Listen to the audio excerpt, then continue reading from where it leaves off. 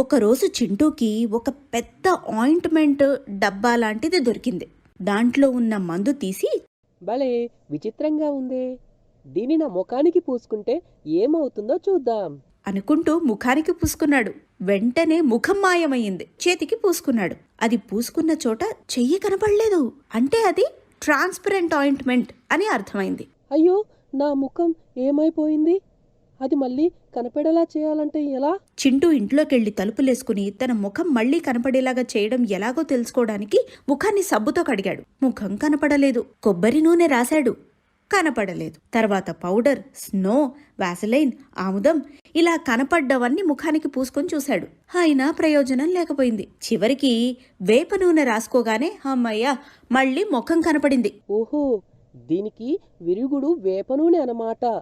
ఇప్పుడు అన్విజిబుల్ ఆయింట్మెంట్తో ఏదో ఒకటి చెయ్యాలి అనుకుంటూ వెళ్లి పక్కింటి ప్రసాదన్నయ్య బైక్ ఆయిల్ ట్యాంక్ వెనక రాశాడు. ఇప్పుడు ఆ బైక్ 2 ముక్కలుగా కనిపిస్తోంది. దానిమీద ప్రసాదన్నయ్య అతని ఫ్రెండ్స్ ఇద్దరితో కలిసి తను కూడా ప్రయాణించడం మొదలుపెట్టాడు. బైక్ ఇరిగిపోయింది, అయినా కింద పడ్డం లేదంటబ్బా. బైక్ ఏం కాదులే, వాళ్ళేదో మ్యాజిక్ చేస్తున్నారు. ప్రసాద్ బ్రోకెన్ బైక్ విచిత్రం చూసిన వాళ్ళందరూ దాని గురించి ఆశ్చర్యంగా చెప్పుకోసాగారు. ఈ విషయం పింటూకి తెలిసింది. వెంటనే వెళ్లి చింటూని విషయం అడిగాడు. ఇదిగో, ఈ ఆయింట్మెంట్ ఎక్కడ పూస్తే అక్కడ కనపడదు. దీనికి అన్విజిబుల్ ఆయింట్మెంట్ అని పేరు పెట్టాను. ఎలా ఉంది?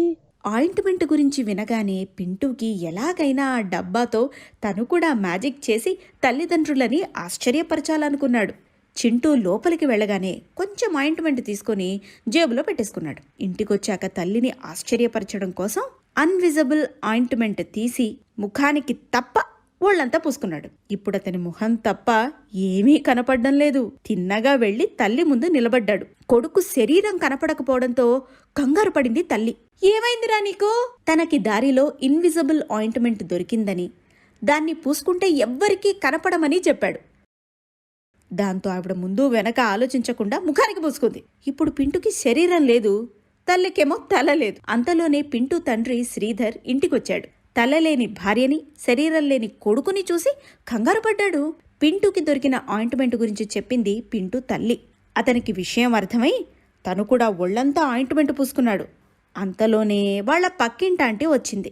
హా, తల్లికి తలకాయ లేదు, కొడుక్కి శరీరం లేదు, తండ్రి మాట్లాడుతున్నాడే గాని మనిషే లేడు, ఇదెక్కడ దయ్యాల కొంపరా బాబోయ్. ఇలా అందరూ భయపడి పారిపోతుంటే శ్రీధర్కి ఏం చేయాలో పాలుపోలేదు. దాంతో ఆ ఇన్విజిబుల్ ఆయింట్మెంట్ విరుగుడేమిటో తెలియక పింటూని అసలు విషయం చెప్పమని గద్దించాడు శ్రీధర్. అది చింటూ దగ్గరుంటే అతను చూడకుండా కొంచెం తీసుకొచ్చేశాను, అందుకే దొంగ పనులు చేయకూడదనేది అని కొడుకుని మందలించి చింటూకి ఫోన్ చేసి ఆ ఆయింట్మెంట్కి విరుగుడేమిటో కనుక్కున్నాడు. తర్వాత చింటూ చెప్పినట్లు వేప నూనె రాసుకోగానే ముగ్గురు మామూలు మనుషులయ్యారు. అందుకే మన పెద్దలు తిరుగుడు కంటే విరుగుడు ముందు అంటారు. అంటే సొల్యూషన్ గురించి తెలుసుకోకుండా దేన్ని అప్లై చేయకూడదు అని అర్థం.